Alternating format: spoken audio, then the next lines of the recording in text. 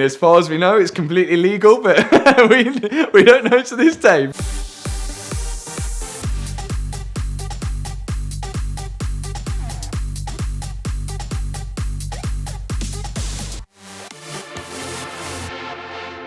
I never was a Porsche guy at all, and I kind of agreed with my girlfriend that they all look the same. I didn't really understand the model names and numbers, never really got them.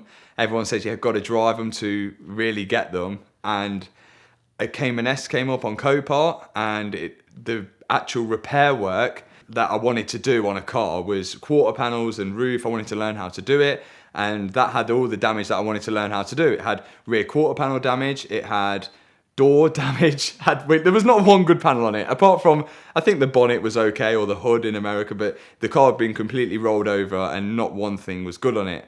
I bought that car, nobody else bidded on it on Copart, so straight away you're worried. And when it got dropped off, yeah, the car was an absolute state. Every single panel was bad. Everyone who looked at the car just thought I was mental. We ordered the parts from Porsche and drilled off all the rear quarter panels, the A-pillars, the roof. The car was a complete shell of a car, and rebuilt everything from scratch, really. Every single panel has pretty much been replaced, and the engine was good. And as I mentioned, I wasn't really a Porsche car, but when I got that on the road, I could not believe how well a Cayman S drove. Like, it's only a 2.5 litre 4-cylinder engine, but it was fast and it handled so well.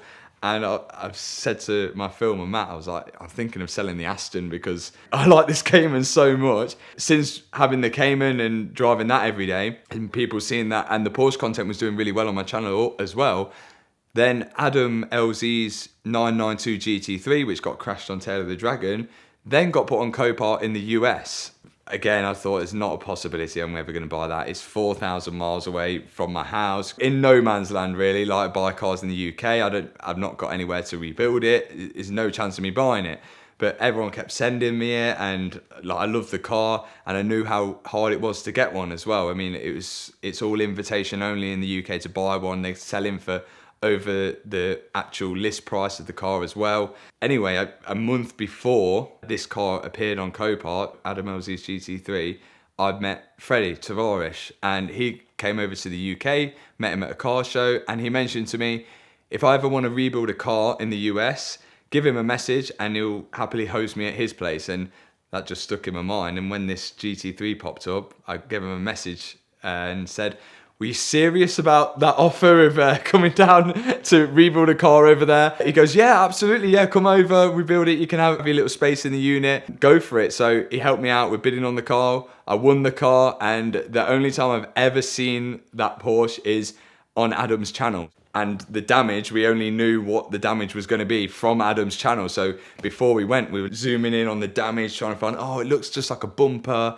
a wing, a headlight, perhaps a bonnet, and some suspension damage. So it'd be a nice, easy rebuild, and it'll break me into doing stuff over in America.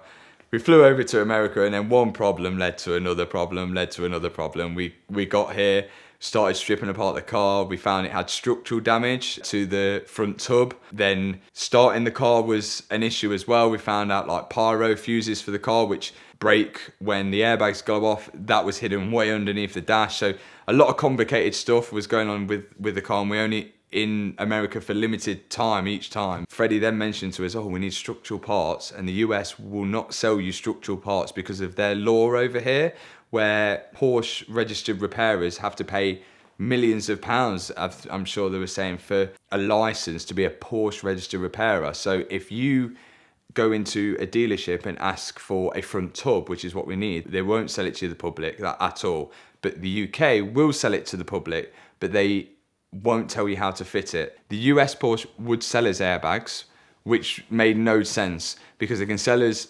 explosives, but they can't sell you structural parts. So they were happy selling us airbags because we obviously couldn't take airbags on the plane. But it's a weird law, but it's all to do with money, I think, because the body shops pay so much to be certified repairers. So I think that's why if they sold me a structural part, these body shops would be going to them and saying, how come you're selling this YouTuber who has no idea about doing body work on a car, structural parts, and you're not sending them to us to repair it? So I think that's the whole reason behind it. The only option was to fly back, contact UK Porsche and ask them, okay, we need this front tub for a 992, this is what we need, and we'll buy as many parts as we can there, we'll put them in our suitcase, and we'll fly back to America with the structural parts in there. You'll see videos of us with huge boxes going back, and I mean, as far as we know, it's completely legal, but we don't know to this day. But we got it over, and we started all the structural repair on the car. And luckily, Jack at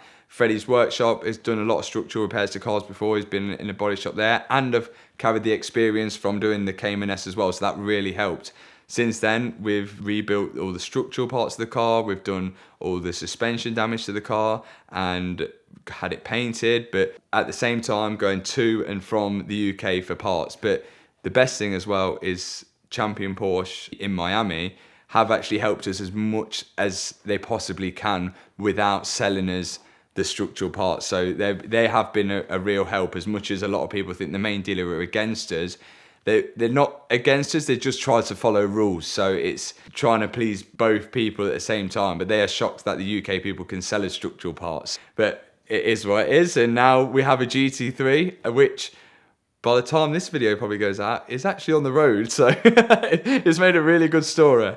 Our whole plan at the end is, of course, the car got crashed on Tail of the Dragon. The whole idea was to rebuild the car and take it back to Tail of the Dragon and actually see it. And again, I've only seen Tail of the Dragon on videos, so actually seeing it in real life is going to be another kind of huge reality check and be amazing to drive as well, but also a perfect end to the story to take it back to where the car was crashed. And we just want to see the corners, sort of see exactly what happened. It would have been amazing to get Adam involved, but I think Adam is really shook up about the whole crash. I mean, understandably, all the airbags went off, had his girlfriend in the car as well, and then a white truck just comes completely on the wrong side of the road and wipes out pretty much his dream car at the time. So I can understand why he probably doesn't want to see the car, but it would have been amazing to get him on the channel. But I think, yeah, it's not a good idea for him, but to go back to the place is going to be an amazing end for the story, and hopefully it stays in one piece and we can take it back afterwards. When you get a ticket, it might look something like this, but the first thing that you need to do is take a picture of that ticket and send it to 305-305. That will get the ticket clinic on your case immediately. They've got brick and mortar offices in Georgia, Florida, and California, but they can help you find a ticket no matter where you get it in the United States by helping you find a local attorney that will do everything they can to help you avoid costly fines, insurance premium increases, points on your license, risk of suspension, even jail time. They've helped me out with this ticket and many others, and a lot of my friends as well. So check them out now at the link in the description below, or again, text your ticket to 305-305 to get the ticket clinic on your case. They are the perfect partner in your fight against any speeding ticket.